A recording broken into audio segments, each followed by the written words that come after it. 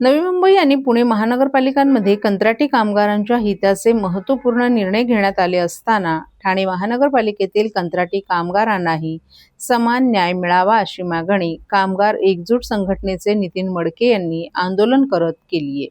आम्ही ठाणे महापालिकेत 28 वर्षांपासून काम करत आहोत, तर आमच्यावर अन्याय का, तसंच योग्य तो न्याय न मिळाल्यास एकाही नगरसेवकाला पालिकेच्या बाहेर पडू देणार नाही असा इशाराच संघटनेच्या वतीनं देण्यात आला। गेल्या अनेक वर्षांपासून ठाणे, मुंब्रा आणि दिवा परिसरात विविध भागांमध्ये कार्यरत कंत्राटी कामगार महानगरपालिकेच्या सेवांचा महत्त्वाचा आधारस्तंभ ठरत आहेत।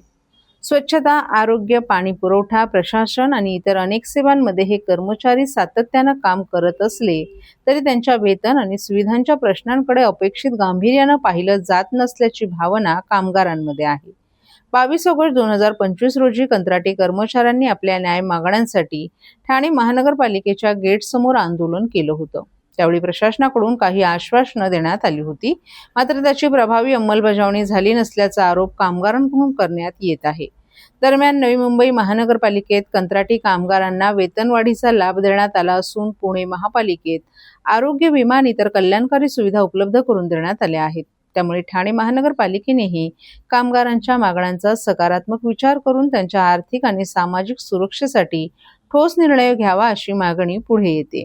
दरम्यान कामगार एकजूट संघटनेचे अध्यक्ष नितीन मडके यांनी कंत्राटी कामगारांच्या वेतनवाढीबरोबरच आरोग्य विमा, नोकरीची सुरक्षा आणि इतर कायदेशीर हक्कांबाबत सातत्यानं पाठपुरावा सुरू असल्याचं सांगितलं। महानगरपालिकेच्या महासभेत या संदर्भात ठराव मांडून सर्वपक्षीय सहमतीने निर्णय घेण्यात यावा अशी त्यांची भूमिका आहे। कंत्राटी कामगारांच्या प्रश्नांवर लवकरात लवकर सकारात्मक निर्णय न झाल्यास भविष्यात व्यापक आंदोलन छेडण्यात येईल असा इशारा संघटनेच्या वतीनं देण्यात आलाय।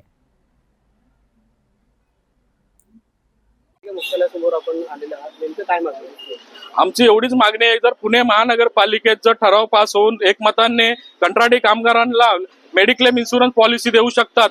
नवी मुंबईला सुद्धा आता बघितलं, गणेश नाईक साहेबांच्या म्हणण्यानुसार सर्व नगरसेवकांनी ठराव पास केला, त्यांना 7,500 पगार वाढ दिली। मग ठाणे महानगरपालिकेत जर आम्ही 28 वर्षापासून काम करतो सर्व विभागांमध्ये, मग आमच्यावर अन्याय का?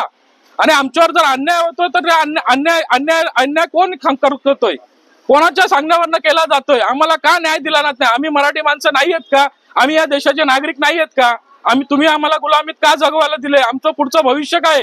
आज जर या पगारात आमचं सुद्धा काहीच होत नाहीये, पण आज मी एवढं सांगू शकतो का उद्या आमची पोरं आहे ना मर्डरी करतील, तलवारी घेऊन फिरतील, कारण त्यांना जर आम्ही शिक्षण दिलं नाही तर ते वाईट लाईनीला जातील, अशी परिस्थिती आमची करून ठेवले। आम्हाला वाटतं आमच्या मुलाबाळांचं भविष्य उज्ज्वल व्हावं, पण पगार वेळेवर नाहीयेत, कुठल्या सोयी सुविधा नाहीयेत। ग्रॅज्युएटी सुद्धा पालिका सांगते अधिकारी आम्हाला ठेकेदारांना दिलेत, बरेचसे ठेकेदार गायब झालेले आहेत, बरेचसे ठेकेदार प्रॉपर्ट्या घेऊन ठेवल्यात, म्हणजे ते वाटून खाल्लेले, डायरेक्ट धमक्या देतात का नाही देणार, काय करायचे ते करा, सर्व आमचेच आहेत। म्हणजे ही पालिका ठेकेदार चालवते का अधिकारी चालवतात का प्रशासन चालवतंय?